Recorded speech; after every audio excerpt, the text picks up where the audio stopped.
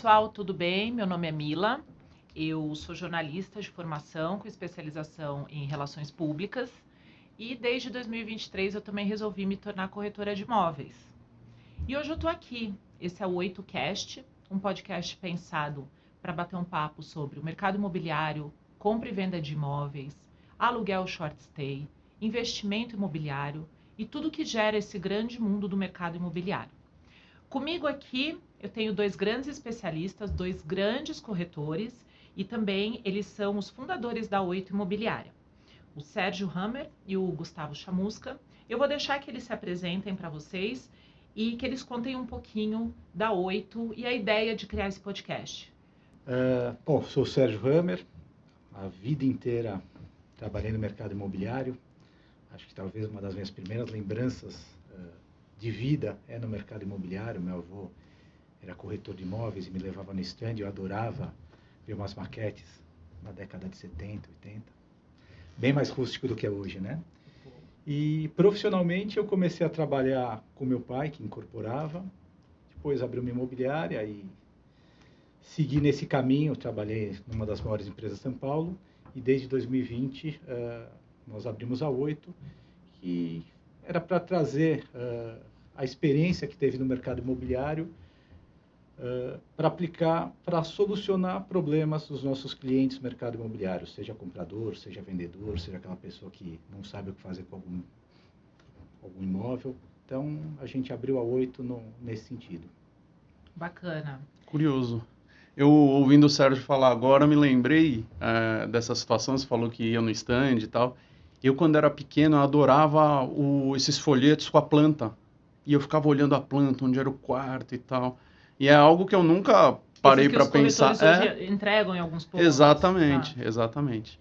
Eu comecei a minha vida no mercado imobiliário, é curioso, porque a minha mãe lá atrás, ela teve uma imobiliária, mas não era uma imobiliária de compra e venda, era mais uma administradora.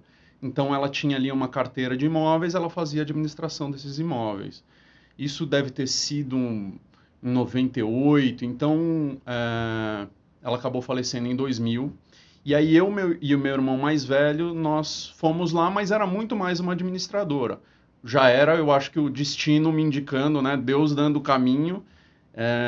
Nós fechamos a imobiliária na época e eu fui cursar Direito. E aí, anos depois, não me adaptei ao mercado. E aí, anos depois, eu retorno para o mercado imobiliário, né? Qual foi o momento que te deu essa virada de querer voltar para o mercado imobiliário? Na verdade, o que acontece? Eu, com 25 anos, era ali 2010 mais ou menos, eu trabalhava com eventos. Então, trabalhava com um grande amigo meu. E era muito curioso, porque nós éramos da área de vendas, eu amava vender e ele amava fazer o evento. E eu pressionava ele, falava, não, vamos lá, vamos bater meta, comissão, etc. E ele adorava ir lá e falar sobre o evento e mostrar, e pô, isso daqui, o que vai colocar, como vai ser. Era muito curioso. Hoje ele trabalha com isso, né? E aí quando eu saí desse espaço de eventos, eu fui refletir sobre o que de fato vale a pena vender, né? E aí pensei em coisas de muito luxo, né? Avião, barco, carro, e imóvel foi uma das opções. E acabei ingressando já, né? Eu parei durante 1 ano e estudei, li muito, alguns livros, né? Sobre investimento, empreendedorismo, e acabei migrando para o mercado imobiliário. E aí, a partir daí, eu já tinha na minha cabeça mais ou menos, né, um esqueleto do que eu gostaria de fazer. Então, mas você já tinha na sua cabeça também que você queria o mercado de luxo? Porque você falou que você pensou em barco, carro de luxo, mercado de luxo. Sim, porque, de fato, nesses estudos, né, sempre apontavam que você vender um carro popular e vender um carro de luxo dá o mesmo trabalho, né? Você pode ter um pouco mais de facilidade, mas o desafio é de conseguir entender a cabeça daquela pessoa e dominar o assunto para conseguir efetuar a venda. Então, eu sempre tive na minha cabeça a história de tentar vender imóveis de milhões, desde que eu ingressei. É claro que, às vezes, a coisa foge um pouco daquilo que você planeja, mas eu, desde o início, a minha ideia era entrar numa imobiliária para futuramente ter a minha imobiliária. Já deu para ver que vai ter muito pano para manga aqui nesse 8cast. Bom, o que eu queria saber é o seguinte, falando em podcast, como vocês acham, ô Sérgio, que um podcast imobiliário pode ajudar quem está nos ouvindo, quem possivelmente venha conversar com a gente? Como é que ele pode não só ajudar, mas também abrir a cabeça com dicas e tal? Somos humanos, né? E humano comunica, se conversa. E uma coisa que a gente sente hoje em dia é que os profissionais estão muito longe, né? Então, o que a gente antigamente tinha as pessoas juntas na empresa, conversando, trocando ideia, hoje essa distância diminui isso. Então, o podcast é aquela forma do bate-papo, do cafezinho da empresa, onde a gente trocava ideia, contava um caso antigo e o outro complementava com alguma coisa parecida que aconteceu. Então, de uma forma descontraída, gostosa, passar um pouco do que a gente viveu, do que a gente vive, do que a gente enxerga, do que a gente concorda, do que a gente discorda, né? A gente às vezes discorda muito também das coisas e das nossas discordâncias a gente ter uma convergência de sucesso, né? Eu acho que então é muito essa troca, passar experiência, passar história. Acho que essa é a ideia que a gente tem. E aí, Gustavo? Eu acho que sempre agrega, né? A partir do momento que a pessoa tem que racionalizar e olhar, poxa, se aquele cara fez isso e deu certo, eu acho que o caminho é mais ou menos esse. Eu sou um cara que eu tenho prazer em ver a história das pessoas, sabe? É claro que às vezes a gente acaba dando mais prioridade para aquele que venceu e deu certo, né, do que aquele que não deu certo. Mas, de fato, eu fico fascinado assim, com os grandes esportistas, a mentalidade, o que o cara faz, como ele se dedica. Então, isso dá para se levar para tudo na sua vida, né? O mercado imobiliário nos deu a possibilidade de conhecer pessoas, grandes investidores, dos quais eu me tornei fã. E tenho hoje, né, são clientes, mas tornaram-se amigos. E um deles, eu brinco muito, porque ele, batendo papo e tal, ele fala assim, eu devia te cobrar por essa aula. Eu falei, devia mesmo, porque Claro. eu aprendo bastante, né? O jeito como o cara trata, como ele fala. Então, assim, é fascinante. Eu acho que a questão do podcast é justamente para a gente contar um pouco da nossa história, para que as pessoas tenham ciência, né? Nos conheçam, entendam mais ou menos os caminhos, né? Pode ter um rapaz jovem que não sabe direito o que fazer, é um cara comunicativo, que pode se tornar um excelente corretor de imóveis. Aproveitar também e contar um pouquinho, gente, porque o que eles estão falando eu sou muito nova nesse mercado e eu aprendo muito com vocês, né? Então eu acho que essa ideia que já vem sendo pensada desde o ano passado, esse Sim. podcast, para mim ajuda muito, porque eu adoro ouvir as histórias, assim como você ouve desses seus clientes investidores, porque a gente vê que é um mercado onde você pode ter um talento sem saber que você tem esse talento, né? Às vezes você tem um networking bom, você vai funcionar bem nesse mercado, você tem uma boa comunicação, você é apaixonado por imóveis, você é apaixonado por São Paulo, e você quer desvendar São Paulo, e você conhece São Paulo. Eu quero aproveitar então para contar como eu entrei nesse mercado, né? Eu sou jornalista, trabalhei fora do Brasil há muitos anos e morei na Argentina durante muito tempo. Legal. E eu tive a oportunidade de frequentar muito o Hotel Faena, né? E conheci gerente, pessoal que trabalhava lá, cheguei a trabalhar com um ex-gerente, conheci o arquiteto que fez nesses meus tempos lá em Buenos Aires. E nesse ano de 2023, um amigo que trabalha na construtora do Faena me contou que a marca estava vindo para São Paulo. Aí eu falei, eu quero vender isso. Ninguém vai saber vender como eu. E fui atrás. E eu vendi.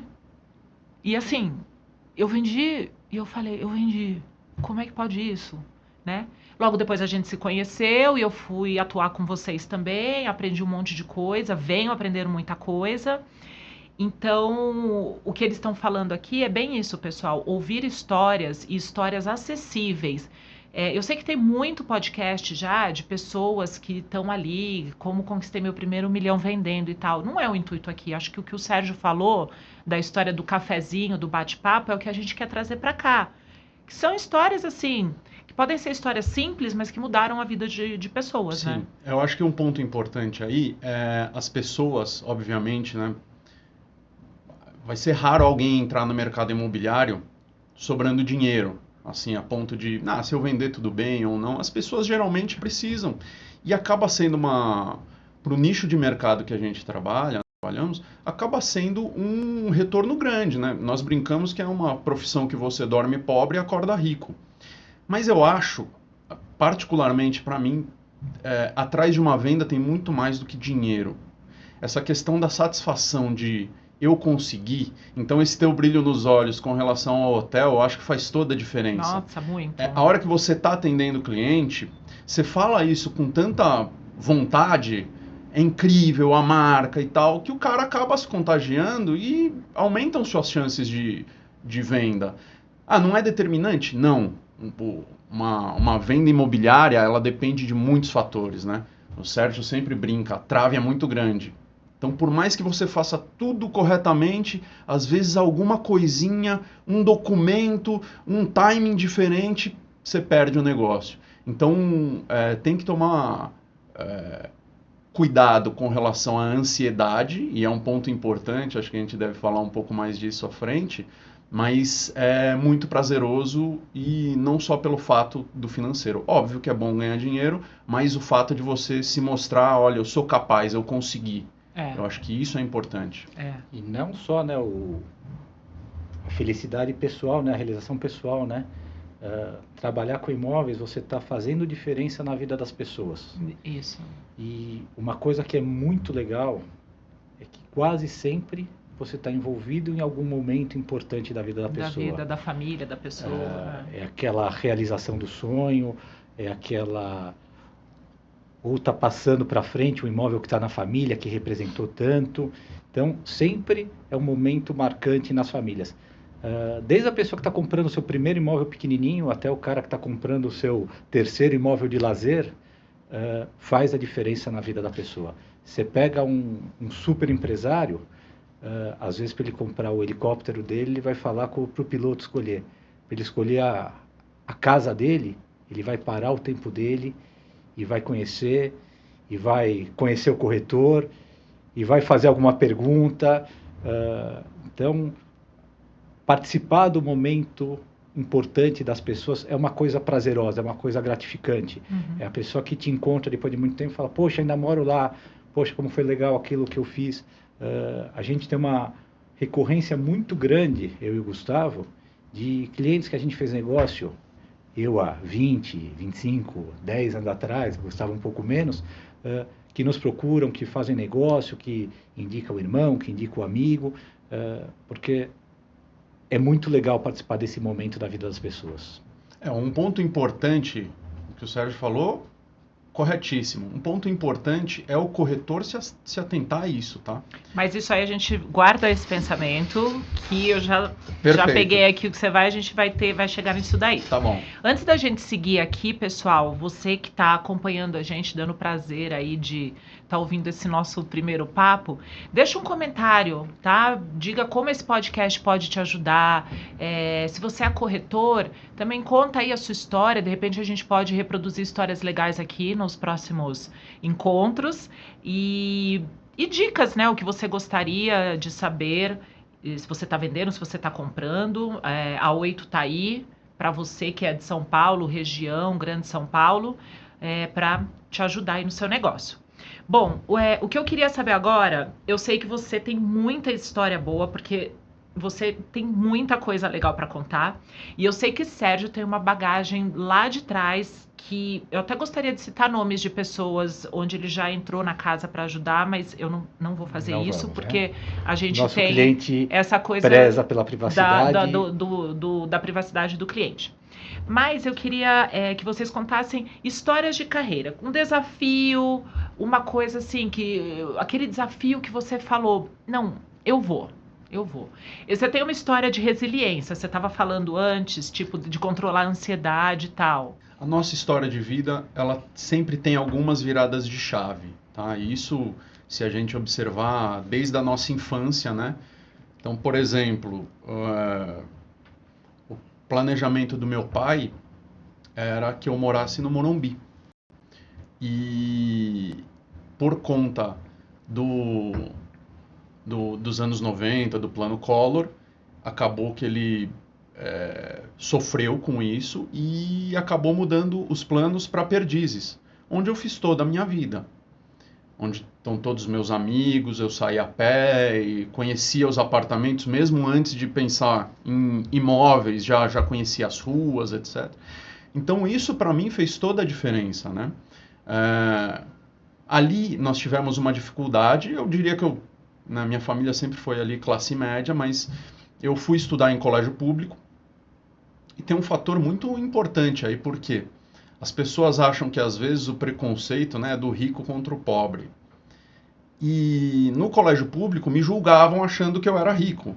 E quando eu saía com o pessoal do prédio, que a maioria era, né, gente com mais poder aquisitivo, era o inverso. Você estuda em colégio público.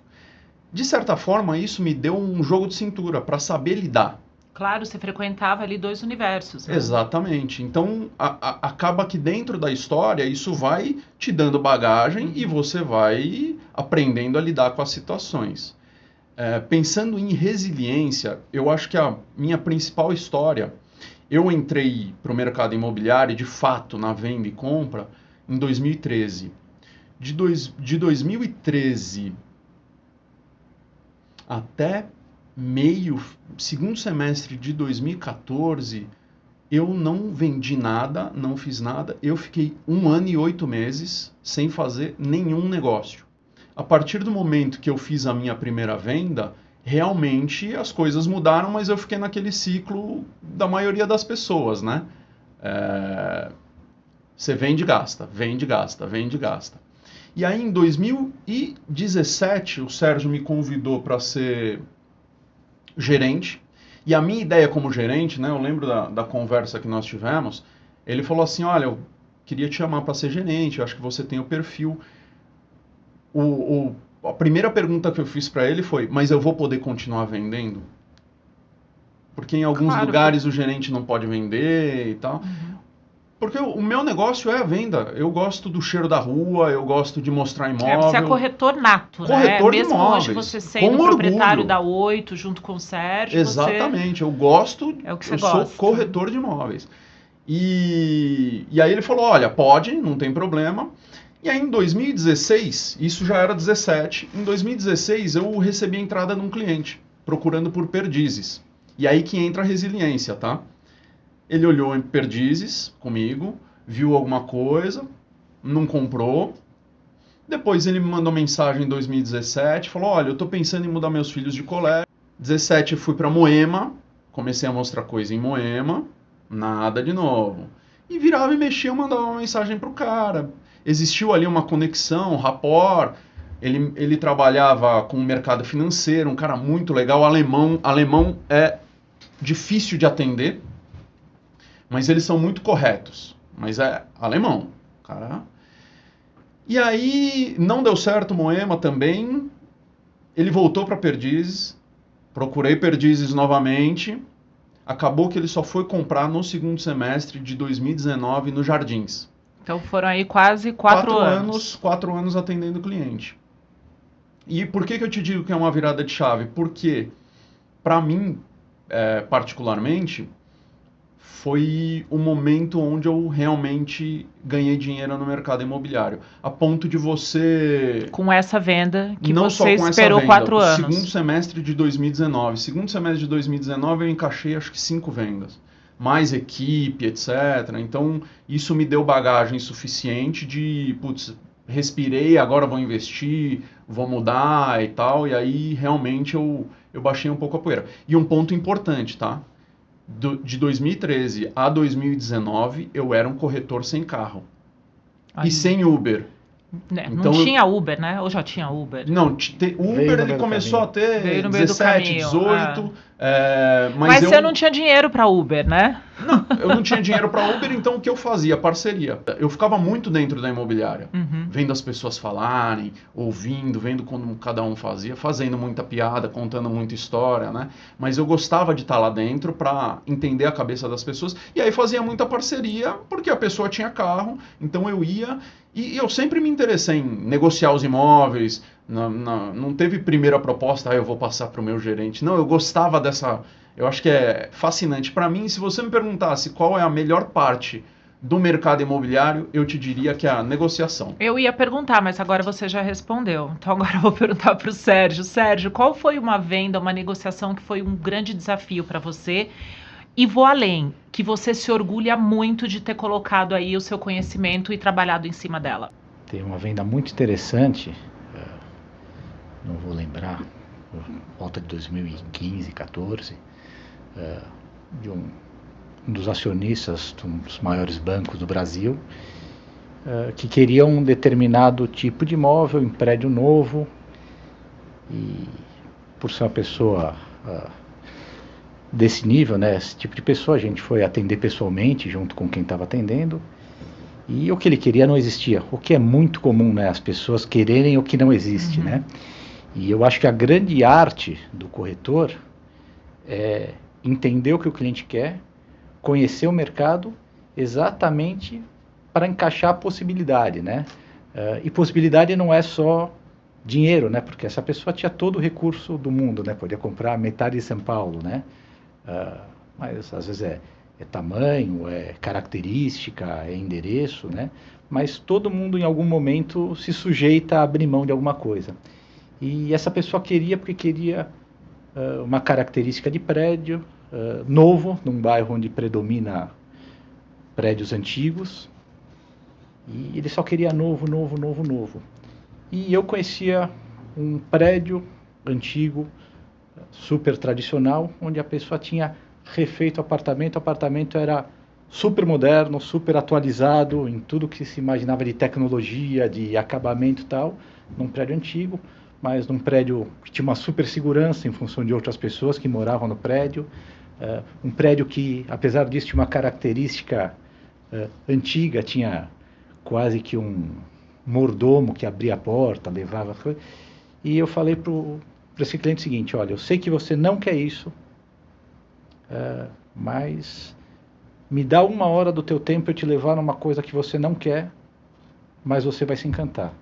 Se você não gostar, você nunca mais me procura, eu não faço mais negócio com você.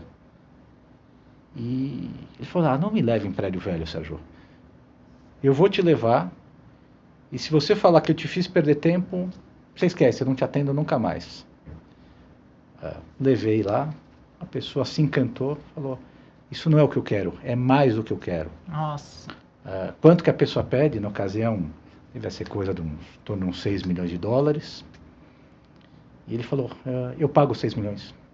Não chiou nada. O vendedor até estranhou vir exatamente o valor, porque a pessoa se encantou tanto e comprou o que a princípio era a única coisa que ele não queria, era um prédio velho. Então, você conhecer, você entender o que o cliente quer e fazer ele mudar de caminho é muito legal. Obviamente isso já aconteceu muitas vezes, eu acho que esse é um dos grandes talentos dos bons corretores. O que você sentiu na hora que ele olhou para tá dentro do imóvel e falou: então é esse? Como é que foi a sensação? Putz, de missão cumprida, né? É o objetivo, né? É o cara que marca o gol, né? Você pegar e entender o que o cliente quer, achar no mercado aquilo, e mesmo contra o que ele está pensando. Então, você ter a coragem de propor para ele alguma coisa, né? Porque uma das grandes reclamações dos clientes é: poxa, corretor só me leva em coisa que eu não quero ver. Então, você não pode hoje fazer uma pessoa perder seu tempo. A coisa mais preciosa que a gente tem hoje é o tempo, né? É o tempo. Principalmente uma pessoa desse calibre, né? Se pessoas normais já, né, prezam o tempo, quiçá uma pessoa desse calibre. Tempo, quiçá uma pessoa desse calibre. Mas Isso, então, essa é a maior reclamação, né? Pô, o corretor não entende o que eu quero, faz eu perder tempo, e você conseguir, às vezes, essa virada de chave. Então, é muito comum, né? O cara, putz, não vou para andar baixo, você vende um andar baixo, ou Super não vou comum. para aquele lado do bairro, e o cara compra daquele lado do bairro. Mas você tem que conhecer o que realmente é importante para aquela pessoa, para conseguir quebrar a objeção dela. E esse foi muito legal, por quem era a pessoa, pelo valor, pelo risco que eu estava tomando de peitar o cara. Olha, se você não, se bateu no peito. se eu te fizer perder tempo, você não olha mais comigo. E lá estava envolvido outras coisas dentro da empresa que eu trabalhava, né? Então foi uma experiência, foi uma conquista muito legal. Para o corretor é importante ele entender, né, esse equilíbrio. Né? Ou seja, eu não posso sair mandando qualquer coisa para o cara tá olhando Zona Sul, eu vou mandar Zona Oeste. Não. Sim. Mas ele tem que entender, né, ele sendo especialista em determinado nicho, ele tem que ter confiança de falar, poxa, é o seguinte, não tem o que você quer, tá aqui um negócio incrível e eu preciso te mostrar. Só te valorizar e começar a te respeitar por isso, né? Você tem... Claro. E aí não é só esse cliente, são qualquer outro cliente. Você ganha esse respeito da pessoa. Então, a grande dificuldade é que o cliente te eleja como o seu corretor. Exatamente. Como o cara tem o médico de família, como eu tenho.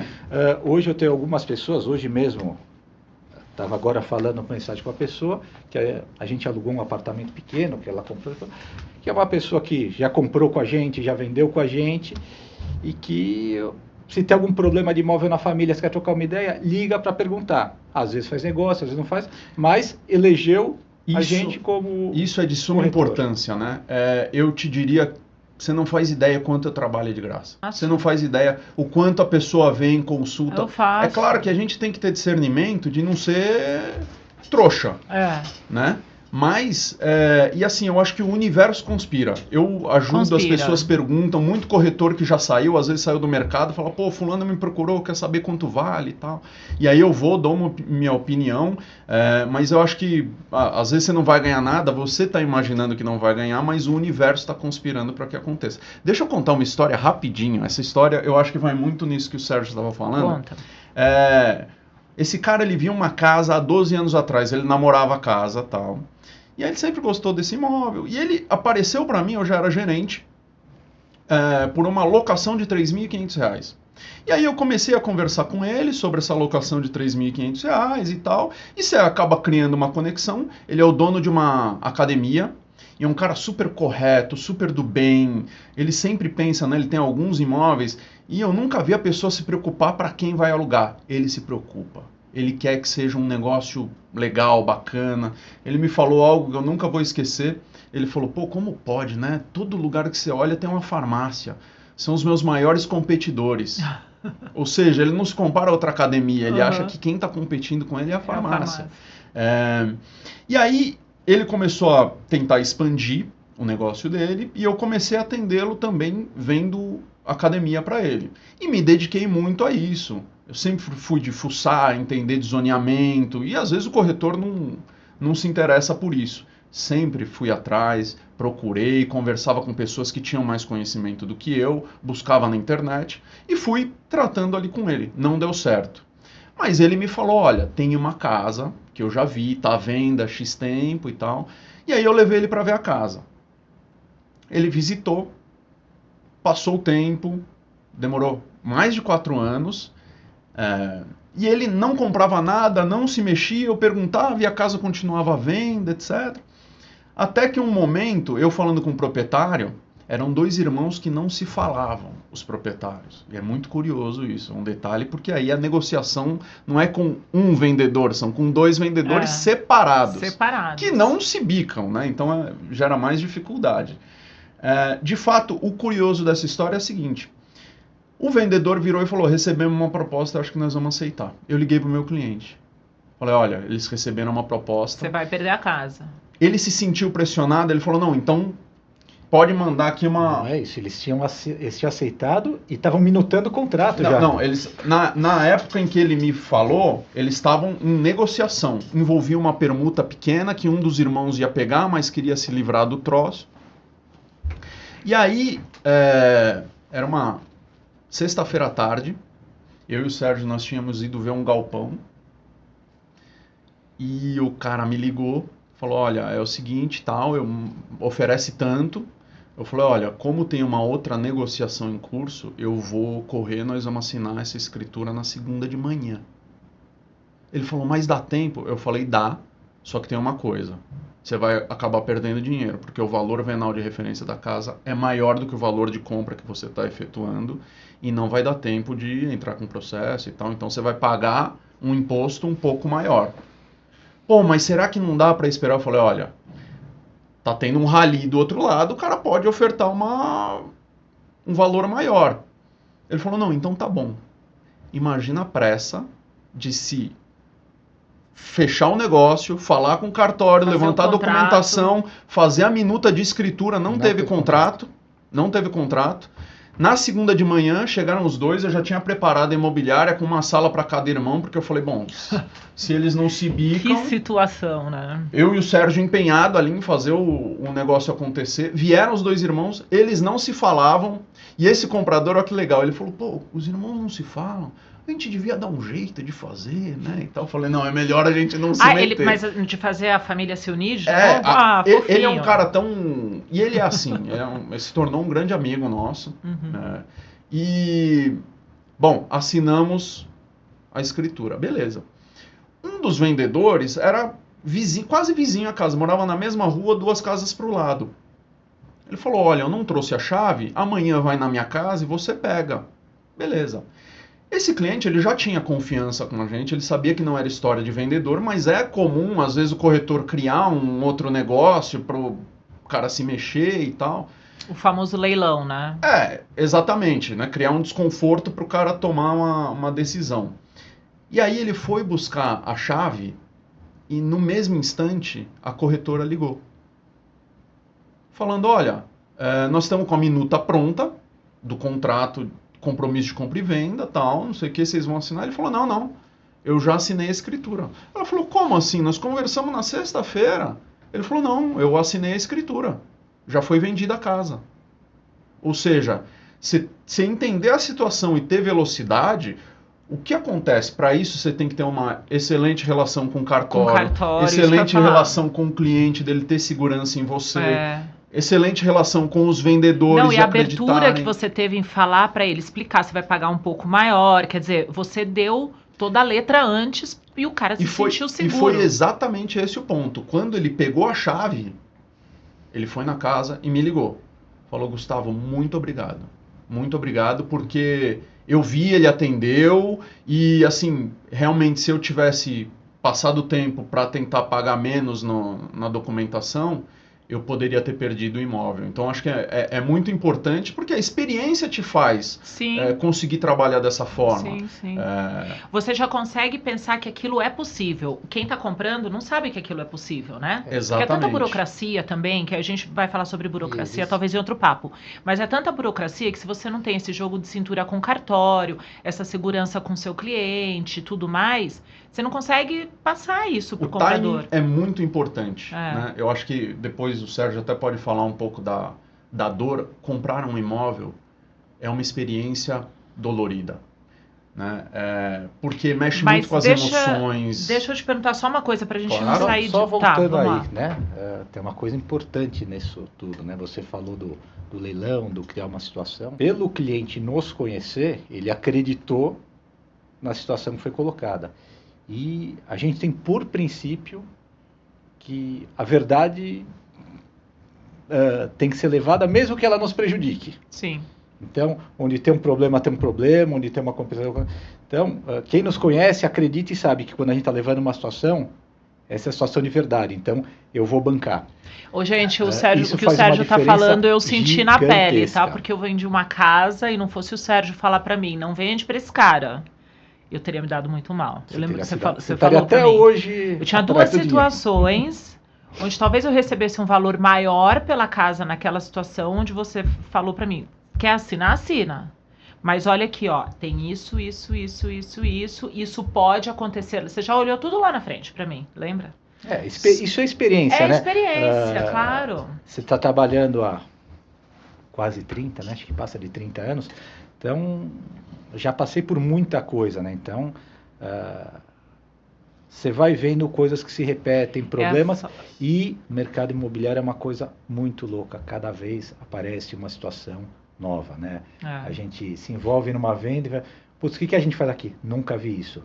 E aí, putz, você tem o cartório, você tem advogados, você tem gente de incorporadora, e gente você de tem bancos. uma coisa principal aqui, a visão além do alcance, né? Você tem que ser um Thundercat, praticamente, assim, a experiência te dá isso. Tem um ponto, né? que é muito, muito importante, que é a postura. Nós fizemos a venda de uma cobertura. Na época, o concorrente ficava do outro lado da rua. Tinha um concorrente do outro lado da avenida. E era uma cobertura de um arquiteto super renomado aqui do bairro, né? Você subia na cobertura e ele falava, aquele prédio é meu, eu que fiz e tal. E aí, no curso da negociação, e às vezes acontece, um imóvel ele fica sem visita durante 3 anos e de repente tem 2 querendo o mesmo apartamento. E aí tinha uma proposta do da frente, nós mandamos primeiro a proposta, depois veio a outra e o cara esboçou algo do tipo, poxa, você não consegue melhorar porque eu recebi aqui. E eu tive uma postura muito firme no sentido de, olha, é o seguinte, eu não vou entrar em leilão, meu cliente é comprador, ele honra isso, não vai ter desistência, põe no papel que nós vamos assinar, mas não sobe o preço. Ele voltou, ouviu a outra proposta, avisei o corretor, que eu acho que na época, nessa venda eu estava atuando como gerente. O corretor falou, não, é isso mesmo, pode seguir assim, e efetuamos a venda. Pela forma como a gente se posicionou. Né? Então, sem desmerecer o trabalho do outro, nada disso, mas dizendo para a pessoa, olha, tem interesse, vai efetuar a compra e no final deu certo. Eu quero, nisso que vocês estão falando, eu quero fazer uma pergunta aqui. A gente está falando de algumas histórias onde o treinamento, a experiência, o conhecimento de vocês foi fator determinante para grandes vendas, né? A gente tá velocidade falando de velocidade de decisão e tudo mais. Onde entra o fator sorte na vida do corretor? O Sérgio pode falar. Foi sorte em algum momento? Olha, foi sorte? Foi sorte, tá? Tem sorte e tem competência. Não adianta ser o cara mais sortudo do mundo se você não souber fazer. Né? Mas que a sorte ajuda, né? O Gustavo até comentou no começo, né? Vira e mexe, falo para a corretora. A gente trabalha num nosso business, a trave é maior do que o gol, né? É mais fácil acertar na trave do que no gol. E eu brinco também, né? Que eu prefiro contratar corretores de sorte do que... Mas como é que você vai saber isso, né? Bota no currículo da próxima vez. Tenho sorte. Então, eu acho que a sorte faz sentido, mas a sorte nunca vai aparecer para aquela pessoa que está em casa esperando a sorte acontecer, né? Uhum. A sorte está naquela pessoa que vai na rua, que está conversando com as pessoas, que está buscando situações, buscando oportunidades, né? Eu estava, no começo do ano, eu vi uma situação no Instagram de um amigo meu que eu não via faz tempo. Mandei uma mensagem para ele, brincando com ele, ele me disse assim, pô, Sérgio, estava falando com você, estava falando com a pessoa, eu lembrei de você. Ele, curiosamente, lembrou de mim um dia depois que eu fiz uma brincadeira com ele. Tem uma empresa aqui de um conhecido meu que tem uma coisa grande, que precisa de alguém com uma experiência diferente, um desafio imobiliário gigantesco. E posso te apresentar para a pessoa? Pode, né? A gente tem uma empresa que nasceu para resolver problemas imobiliários, né? Tirando vender pelo preço que não vale, a gente consegue fazer tudo, né? Esse é o sonho de qualquer proprietário, né? Vender pelo preço que não vale. E aí, ele me passou o telefone da pessoa, eu liguei para a pessoa, aí a segunda sorte, né? Sérgio Hammer, o que você é da Hammer Engenharia? Bom, essa pessoa conhecia um primo meu de mais de 20 anos, tal, então eu estava indo prestar serviço ou falar com uma empresa onde eu tinha uma boa referência profissional, uma boa referência pessoal, por acaso, né?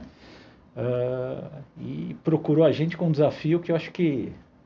incrível. Eu acho que é um dos maiores desafios para todo mundo que eu converto em mercado imobiliário, é uma situação que inusitada, quase única. Era uma empresa que virou cliente nosso também, acho que de extrema confiança, né? Eles tinham 127 apartamentos para vender num prédio que foi entregue na década de 70. Nossa. Então, como um condomínio que tinha 500 apartamentos aproximadamente, 500. Né? Então, como que você vende 127 apartamentos? Né? Eles não eram uma construtora. Não era construtora, era uma empresa... A construtora quebrou, eles tinham esse passivo, demoraram mais de 20 anos para desenrolar, os apartamentos estavam alugados, uns apartamentos destruídos, inacabados, né? Mas que desafio, né? Você vender 127 apartamentos num prédio antigo, num bairro que nós não atuávamos, numa faixa de valor que não é a nossa expertise. A área comercial da 8 visa alto padrão, Zona Sul e Oeste de São Paulo, só que isso é o que a nossa equipe faz, né? A gente está sempre disposto a fazer outros projetos imobiliários, né? Buscar áreas em outros lugares, galpão, né? Acho que já mexeu um pouco de tudo. Fomos visitar o hospital já. Loteamento, né? Loteamento. Então a gente tem a equipe comercial que trabalha o dia a dia, né? O alto padrão, Zona Sul e Oeste, mas a gente tem esses projetos especiais. E aí a gente encarou esse desafio de vender 127 apartamentos de 400 a 600 mil reais. É um ticket que a gente não trabalha, num bairro que a gente não trabalha. Montamos uma estrutura apartada disso, trabalhamos muito com parcerias, porque a gente também não tinha um corpo de vendas capaz de fazer essa venda no prazo que eles precisavam, em 1 ano. Tinha prazo as vendas? Tinha um prazo, né? Eles precisavam realizar aquilo, né? Ficaram mais de 20 anos para realizar. Na verdade não tinha, mas o dono queria, né? Antes, né? Porque você imagina 126 apartamentos pagando condomínio e IPTU. Gente, é uma meta surreal, né? Não, é um lançamento num prédio velho, né? Então, o que uma incorporadora faz, que bota um plantão de venda, sem um super gasto de marketing, etc. Decorado. Uma coisa inusitada, tinha um apartamento decorado. Se der para botar a imagem, depois a gente pode até ver lá. Eles tinham um apartamento decorado da década de 90. Era uma coisa bizarra. E não mexeram nisso, né? E, resumindo, né, não foram 12 meses, mas em 14 meses nós vendemos 100% dos imóveis. A gente teve um almoço há pouco tempo atrás com o diretor da empresa, né, ele falou, poxa, os números foram incríveis, né, dentro da nossa projeção bateu 99,3% do VGV, vocês não usaram 10% da verba de marketing que estava destinada para isso. A gente está muito feliz com o resultado, né? Porque normalmente tem a projeção, se vende abaixo, os gastos... Vocês podem falar em valores? Deu 64 milhões de VGV, tá? Quem não sabe o que é VGV, é o valor total das vendas daquele empreendimento, né? E foi um desafio muito legal que a gente teve esse ano, foge do nosso dia a dia, mas é isso, né? A gente gosta de desafios imobiliários, né? Essa história tem um detalhe muito importante. Não é que você tinha 127 apartamentos disponíveis. Eles tinha alguns que tinham inquilino, tinha que tirar o inquilino, tinha alguns que tinha documentação. Mas esse detalhe muda tudo. Não, eles foram vendidos também. Mas aí o inquilino tinha prioridade na compra, né, nesse caso. No caso, até antes de chegar na gente, né, eles já tinham a informação de que o inquilino não queria. E eles tinham por política, preferia não vender para o inquilino, porque já tinha uma relação... Eles tinham uma relação muito estranha, porque aquilo ficou muito tempo abandonado. Os inquilinos tinham ideia de que isso estava acontecendo, de que tinha uma equipe formada para vender que poderia ser o apartamento que ele estava habitando? Não. Eles primeiro pegavam o apartamento e a gente vendia o que estava vago só, né? Existia um respeito ao inquilino, um respeito ao condomínio. Inclusive, o coordenador que a gente colocou lá, uma pessoa que ficou amiga do prédio inteiro, né? Thiago. Sim. E aí a tua pergunta começou na sorte, né? Na sorte. Então, foi eu ter mandado uma brincadeira para um amigo meu, no Instagram, que lembrou de mim, que me indicou para uma pessoa que gerou todo esse projeto. Tem competência? Tem competência, mas teve a sorte de eu mandar mensagem aquele dia. Se eu não mando, Será que isso aconteceria? Agora, tem um outro Gente, lado. isso daí chama sorte, dedo de Deus, qualquer coisa, né? Tem outro lado da Tem que sorte. ver se a sorte é nossa ou da empresa contratou a gente não, também, então, né? pois é, porque eles também podem estar pensando, nossa, que sorte que a gente achou esses caras, e não sei o exato. quê. Houve uma interação muito boa entre as Mas eu empresas. acho que você fazer o seu trabalho, dar o seu melhor, né? Eu acho que é o mínimo, né? Não enganar ninguém, trabalhar de maneira correta. Tem uma história de sorte que é muito curiosa, que é o seguinte. Sérgio conheceu também um corretor, trabalhava com a gente. Em 2 meses, ele fez uma venda, na época, de uns 3 milhões e 700, alguma coisa assim. Até a comissão nessa outra imobiliária, para corretor que não tinha Cresce, estava fazendo o curso, era até um pouco menor. Ele ganhou cerca de 70 mil reais, tá? Em 2 meses. Você fala, nossa, 70 mil reais. O cara ficou maravilhado. O cara falou, pô, moleque, achei meu lugar. Vou enriquecer aqui. Achei meu lugar, agora eu vou arrebentar. Ele ficou 5 anos, foi a única venda dele. 70 mil para 2 meses é muita coisa. 70 mil para 5 anos não é nada. Ou seja, a sorte é importante? É. Mas se você não se dedicar, ela vai bater na tua porta uma vez. Não vai toda hora cair no teu colo. Não, então, né? é importante que você trabalhe e você tenha, né, uma mentalidade de, pô, vai dar certo, eu vou conseguir. Eu acho que o mundo conspira. Falando em sorte, e agora indo para o outro lado, o corretor que não tem sorte, qual é o principal fator para ele se destacar? É a comunicação, é o carisma, é o treinamento que ele teve, é o interesse? Mila, eu acho que sorte não dá pra gente comprar, né? Senão já comprava os 6 números da Mega Sena, né? Mas eu acho que como toda profissão, você não vai ter sucesso se você não se dedicar. Eu acho que existem alguns talentos que você pode ter, uma facilidade de entender o cliente, que talvez é um talento especial num corretor de imóveis, o conseguir enxergar imóvel, gostar de conhecer imóvel e tal. Mas você não vai ter sucesso nenhum se você não se dedicar. Essa é uma profissão que exige muita dedicação. Ao contrário do que muita gente vem, né? Quero ser corretor porque eu tenho uma flexibilidade, né? Eu não sou funcionário, não sou CLT, faço meus horários, isso é uma verdade. Mas é uma verdade perversa, que você faz os horários do seu cliente. Quando ele quer ver no sábado à tarde, você tem que estar no sábado à tarde. Como ele quer ver se aquela casa é barulhenta à noite, você vai à noite mostrar. Quando ele te liga às 11 da noite para te discutir, te liga às 11 da noite. Então, eu acho que toda profissão, e corretor de imóveis não é diferente, você tem que estar disposto, disponível e dedicado. Se você não se dedicar, você não vai ter sucesso. Aí você vai, aprende, conversa, estuda, mas sem dedicação acho que nada vira. Você acha então que a gente pode dizer que a maior dificuldade para o corretor iniciante é ele achar que porque ele tem tempo, ou ele é um aposentado, ou é uma dona de casa, que os filhos já saíram? Na realidade, sendo muito claro, tá? Meu caso e o caso do Sérgio, nós não viramos corretor.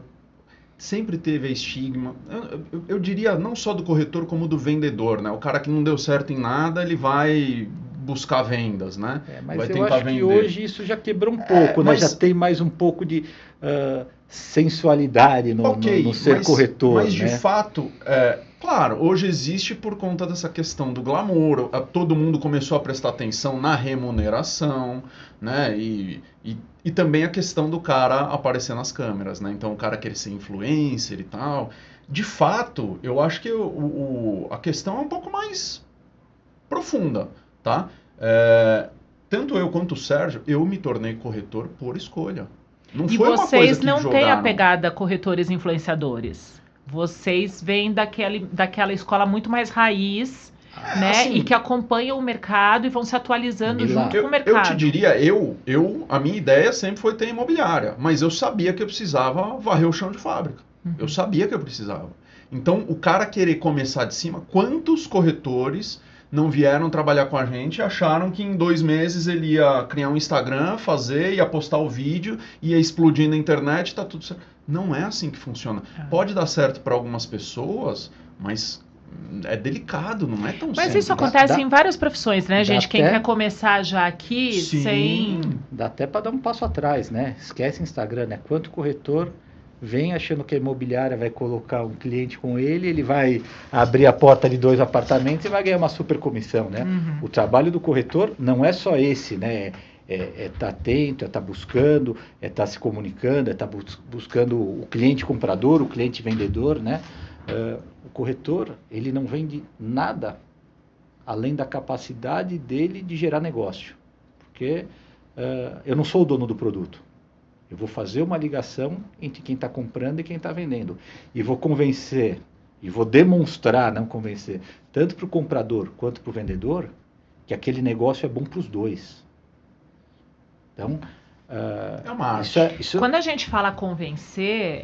não é convencer, é demonstrar. Então, o que eu queria dizer é isso. A gente tem no mercado de um tudo, né?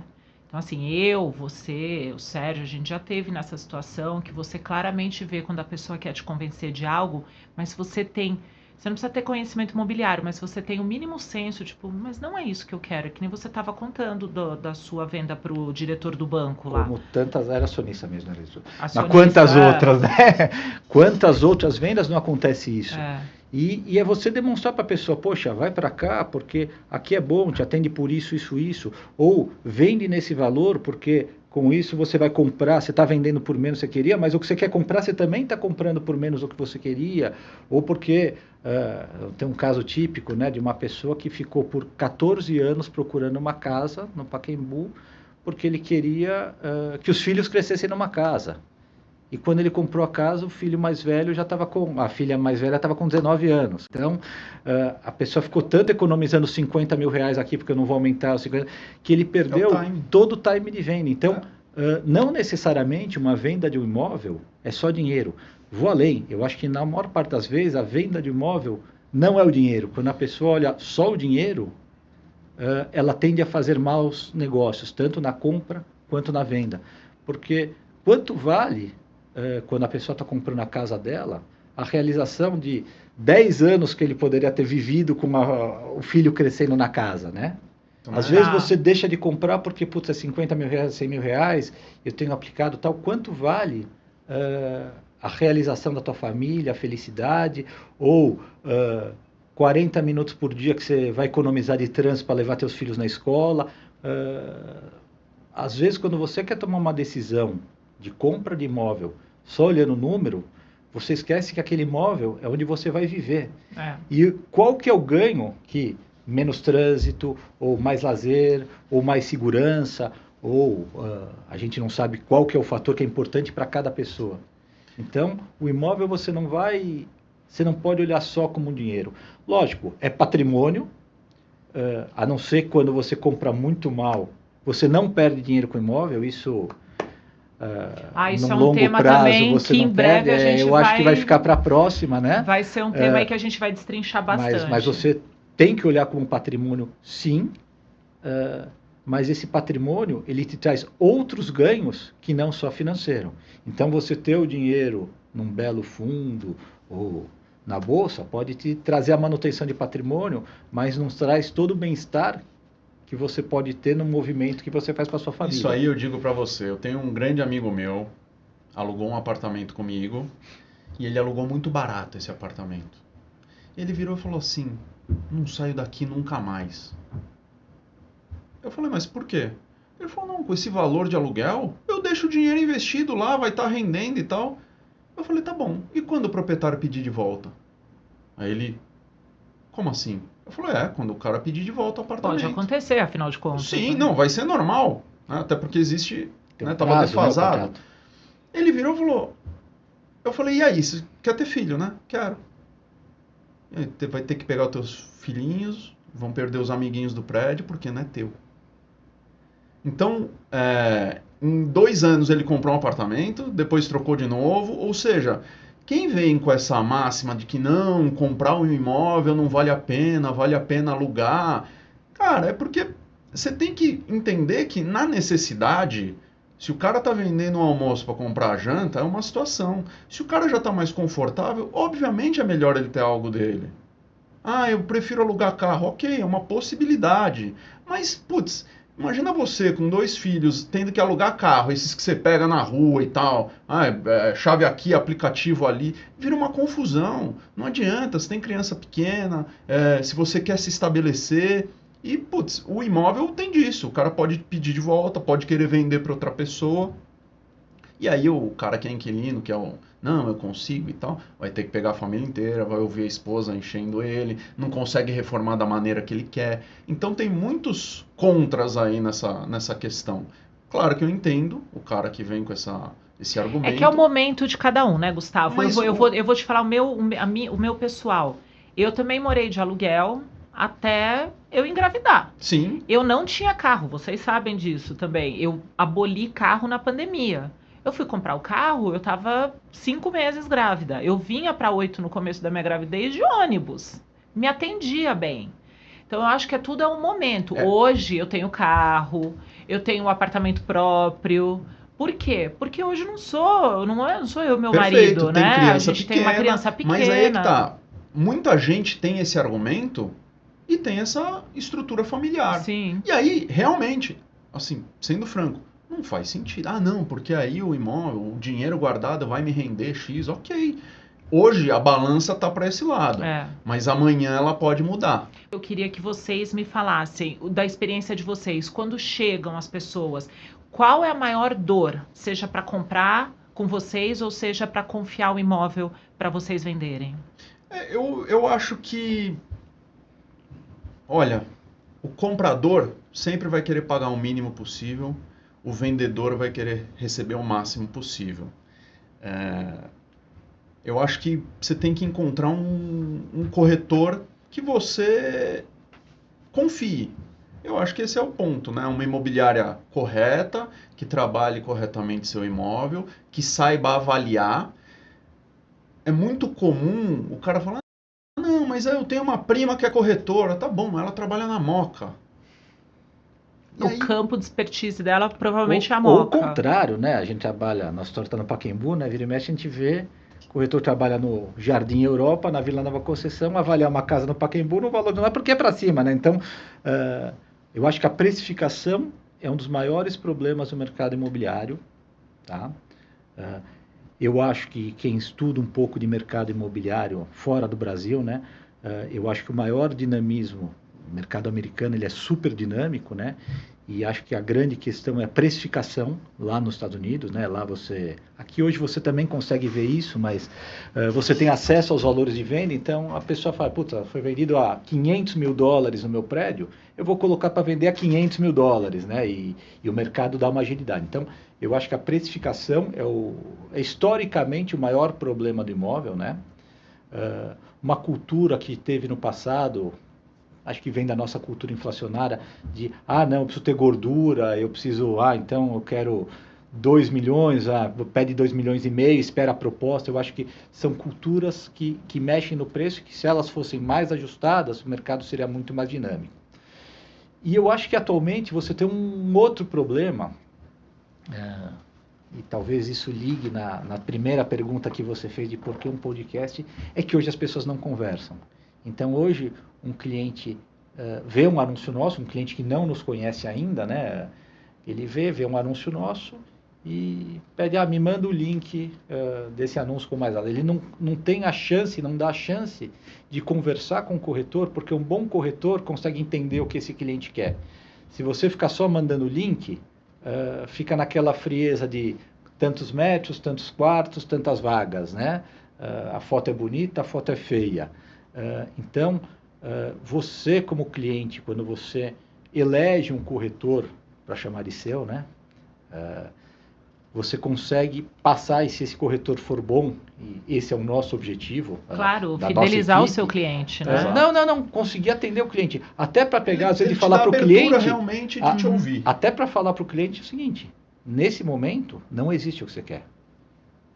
Vamos buscar um financiamento, ou espera um pouco mais, porque entender o que o cliente quer, eu acho que é fundamental. Agora, hoje, a maior dificuldade que a gente tem com clientes novos é que as pessoas querem resolver tudo por um link, por uma mensagem de WhatsApp, e acabam não dando a chance desse contato pessoal onde a gente consegue identificar para, de repente, poder fazer o que eu contei naquela história. Olha, não é o que você disse que você quer, mas é o que você vai se apaixonar. Pra pelo menos olhar. Então, quando a gente conhece o cliente, a gente resolve o problema do cliente. Mas tem um outro ponto, tá, que é importante. Por conta dessa remuneração alta, é comum o cara querer te passar para trás, é comum o cara não querer pagar comissão. Eu tenho uma história muito, mas muito interessante do malandro que quer comprar sem o corretor. Tava negociando uma casa...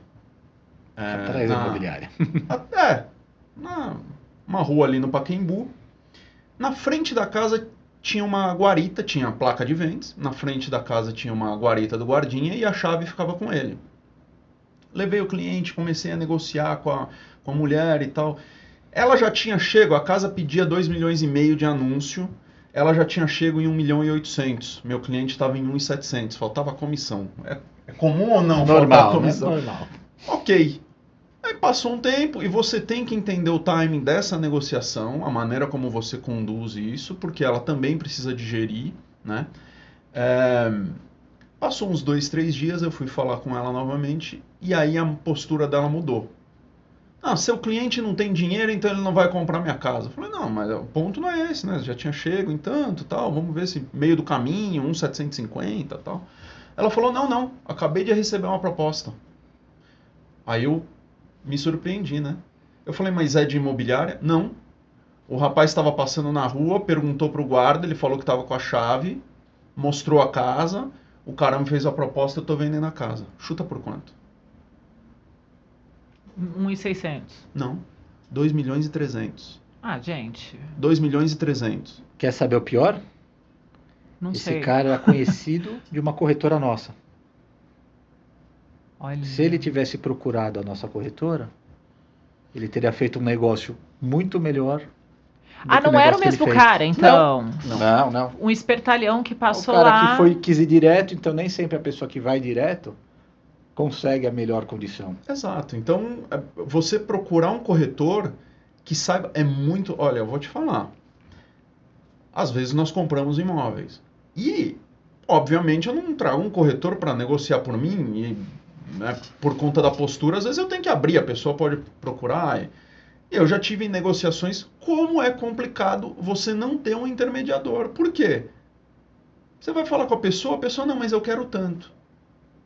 E aí você deixa de ter esse jogo de cintura, porque é você contra a pessoa. E às vezes a pessoa leva para o pessoal. O imóvel, ele tem uma característica que é muito importante. Nas dicas no final eu vou falar sobre isso, mas o imóvel ele tem o lado racional, que é o dinheiro, quanto vale, ele tem o lado emocional. E o corretor, ele precisa estar muito atento a isso. Por quê? Você está entrando na casa da pessoa, ali tem uma história, ali o cara passou 30 anos, é comum, meu pai construiu essa casa. Então existe um lado emocional muito forte, principalmente com quem tem mais idade. A minha mãe vendeu a casa dela recentemente, sozinha. E a pessoa que comprou foi lá na casa olhar e disse, isso aqui eu vou tirar. E ela começou a ficar... Como você vai mexer na casa? A casa tá perfeita, a casa é nova. É isso. Só que aí foi o que eu conversei com ela. Eu falei, olha, a casa não é mais sua. A casa é dele. Se ele quiser botar a casa abaixo, é o problema dele. Mas tem esse apego mesmo, né? Mas nós como intermediadores, a gente filtra muita coisa, né? Às vezes quando você passa uma proposta ou passa alguma condição, alguma situação, né? A pessoa já responde, mas a pessoa quer isso, folgado, sei que lá tal. E a gente dá uma filtrada e passa para o outro lado. Ser mais reativo leve. Não é uma coisa boa. Mas quando você não tem um intermediário... Mas, gente, por que não ter, né? Hoje em dia você tem personal trainer, personal organizer, você tem que eleger o seu corretor, né? O cara às vezes acredita que o valor da comissão é muito alto, etc. Mas você vai ter um suporte, um respaldo muito grande. Essa comissão se torna nada perto da segurança que você vai ter. Outra coisa, né? Até mudando um pouquinho, mas dentro do mesmo assunto, né? Uma coisa que você gosta e você atua bastante, né? Quando você compra uma construtora, poxa, nós como imobiliária, A gente pode pegar, eu estou querendo comprar um negócio novo de consultora. Eu posso pegar e fazer uma curadoria, escolher e mostrar, ó, tem isso dessa consultora, isso dessa, e mostrar o pró e contra. Eu falo, não, vou direto que eu não vou pagar a comissão da imobiliária. O cliente não sabe que sempre, quando compra uma incorporadora, uma consultora, alguém vai ganhar comissão. Claro. Só que aquele corretor que está no plantão, ele vai vender aquele produto de qualquer jeito, porque ele só tem aquele. Quer dizer, é muito melhor você eleger alguém que te ajude a pensar e a decidir, olha, pesar, esse é o melhor aqui, por esse aqui, esse outro ali, esse outro ali, porque a comissão vai ser paga de qualquer forma. Não é à toa que a parceria no lançamento cresceu tanto. Os números são assustadores. Parceria é um outro assunto que a gente vai conversar também, mas a gente tem que se encaminhar aqui para o final e eu não quero terminar sem perguntar 8 dicas práticas que vocês, como super especialistas aí no mercado, dariam para as pessoas que estão ouvindo a gente. Falando do comprador, então a pessoa ter critérios claros. É comum o cara falar assim, poxa, Sérgio, tudo bem, então não queria comprar um apartamento, você procura para mim em Moema, Brooklyn, Morumbi, você fala, poxa, espera aí, por que você está procurando, né? Você quer estar perto do seu trabalho, você quer estar perto da escola dos filhos, você quer estar perto da tua família. Então, de certa forma, o cliente ele tem que ter com clareza, né, a região onde ele quer e o perfil de imóvel que mais ou menos ele procura. Tá? Eu acho que esse é o critério número 1 para ele começar a procurar algum Definir imóvel. Localização. Segundo passo é encontrar um corretor. Eu vou gerar um lead e vou encontrar o corretor? Não, pode ser que aquele corretor você não se dê bem, você não consiga estar alinhado com ele e às vezes tem uma questão de personalidade, de você gostar ou não gostar da pessoa, do perfil da pessoa, etc. Então é encontrar um corretor que tenha ali as características, que demonstre conhecer aquele tipo de imóvel que você está procurando. Centralizar a busca nesse corretor. Tá, então aí dar trabalho para esse corretor. Perfeito, exatamente.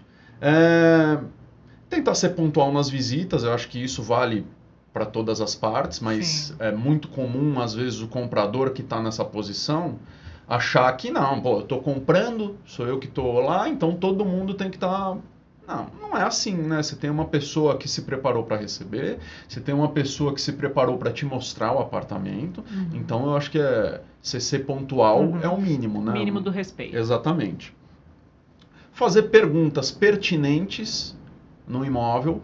É muito comum, em alguns casos, você ir na visita e o vendedor também está presente, e o cara começar a papear, você está mudando por quê?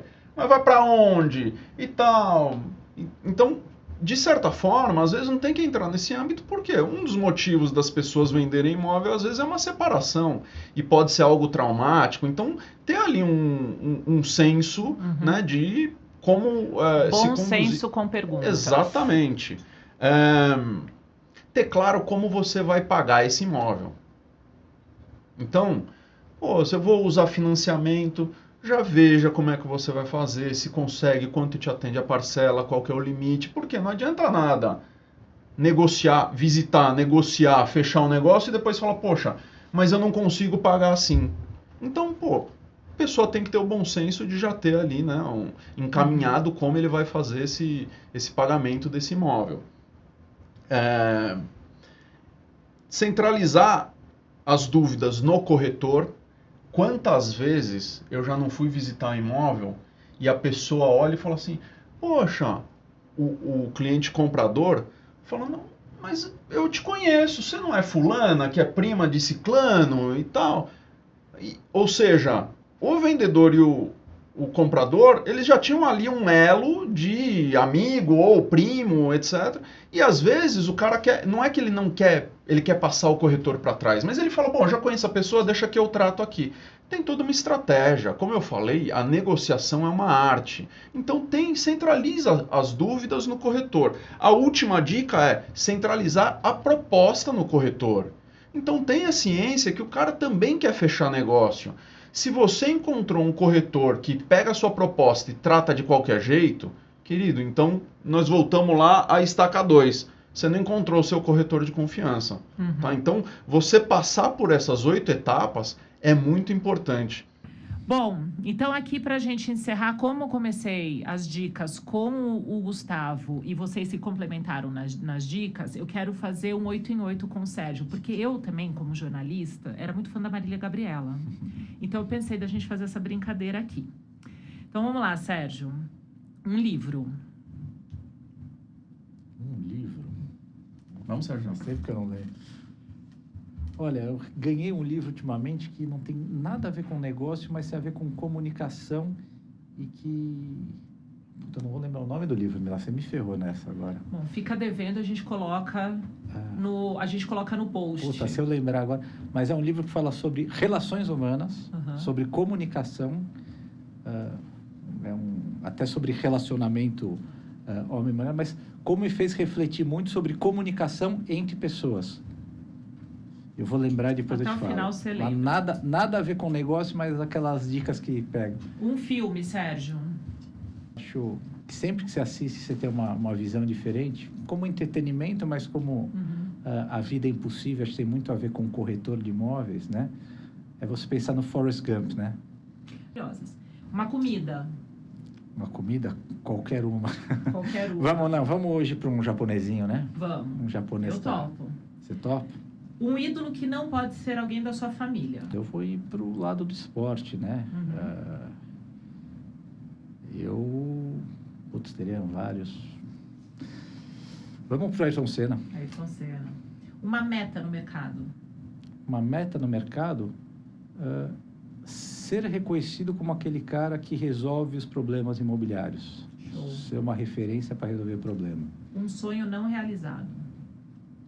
Um sonho não realizado. Conhecer os 5 continentes. Esse você já realizou, né? Já. Com muito trabalho também. Um endereço. Minha casa. Uma palavra que te define. Sinceridade. Boa. Sérgio por Sérgio, quem é o Sérgio para você? Sérgio por Sérgio, quem é o Sérgio? Uma pessoa que procura se realizar e ser feliz. São as mesmas, eu não preparei diferente para você. Ah, legal. Mas você vai pensar rápido aí, vamos lá. Um livro. Pai Rico, Pai Pobre. Pai Rico, Pai Pobre foi o que me fez, daquele um ano, me direcionar, falar muito sobre investimento e muito sobre investimento no mercado imobiliário. Um filme. Poderoso Chefão. Uma comida. Churrasco. Um ídolo sem ser papai, mamãe, irmão. Eu vou te falar, o meu seria... Eu acho que a questão do ídolo vem muito da infância, né? Do que a gente vê.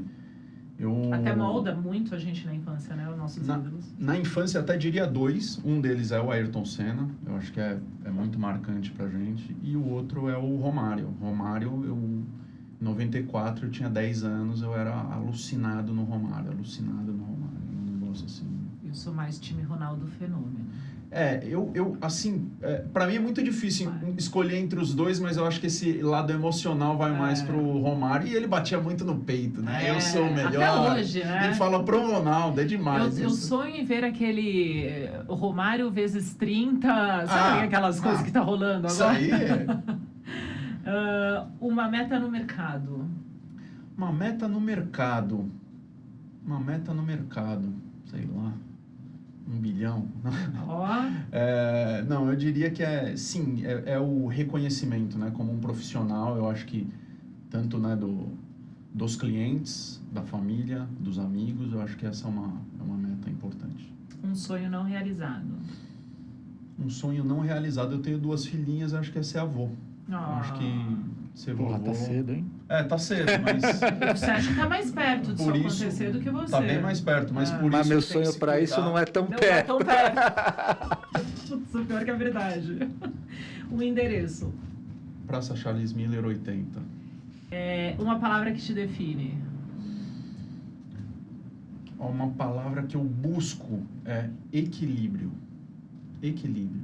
O Gustavo, pelo Gustavo, é equilibrado? Ele tenta. Eu e o Sérgio, nós temos muitas coisas em comum, outras distintas. Acaba que eu acabo sendo um pouco mais... temperamental, né? Então, de falar e de querer ir atrás das coisas, mas eu sempre busco equilíbrio, seja na questão de saúde, seja na questão do estudo, seja na questão de me dedicar às minhas filhas, seja na questão do trabalho. E tem um ponto que para mim é muito importante, muito. Eu acho que na vida de todo mundo, né? Que é a visualização. Eu acho que você falou, né, do corretor que não tem sorte. Cara, o cara que não tem sorte, às vezes ele carrega dentro dele, ele desacredita dele mesmo.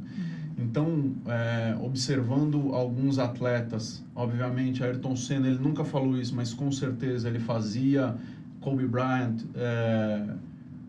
do tênis, o Djokovic, existe a visualização, o cara se imagina lá, né? Então, muitos deles fazem isso. Você vê algumas cenas do LeBron James na beira da quadra, antes do jogo, aquela ensurdecedora, o cara se concentrando. O cara já tá agradecendo a vitória, ele já tá agradecendo. Ele tá visualizando o que ele já vai fazer, como ele vai fazer. É um exercício que hoje em dia fala-se muito, né? E assim, esse exercício. Você começou a atender um cliente, visualiza, você vai vender, as coisas vão dar certo. Poxa, mas já bateu na trave, perdi tantas... Não importa, você tem que se apegar a isso e saber que você vai atingir. Então, eu acredito muito nisso, muito, né? Em você visualizar, em fazer acontecer, em fazer dar certo. Eu acho muito legal, eu acho que assim, tudo bem, eu conheço vocês um pouco, mas quem vai acompanhar a gente aqui vai ver que vocês são muito diferentes, personalidades diferentes, mas vocês se completam, e eu acredito muito que o sucesso de vocês vem disso, né? Do pique que cada um tem, da experiência que cada um tem, e o caminho de vocês se cruzando, né? Nossa. E o que eu queria pedir para vocês que estão aqui, deixa a sua pergunta, qual a sua dúvida. Se você é corretor e quer conversar com a 8, de repente se juntar ao time da 8, siga as redes da 8, né? Se você está em São Paulo, Praça Charles Miller 80, você pode bater um papo com o Gustavo, com o Sérgio, se você tem interesse. E eu queria muito pedir para vocês seguirem a gente nas redes, né? As redes da 8 Imobiliária, tem o Instagram, tem o site, tem aqui o canal do YouTube. Deixa o joinha, se inscreva se puder. A gente está começando esse projeto. A gente está contando com a sorte que a gente falou aqui, mas também com você que está aí do outro lado.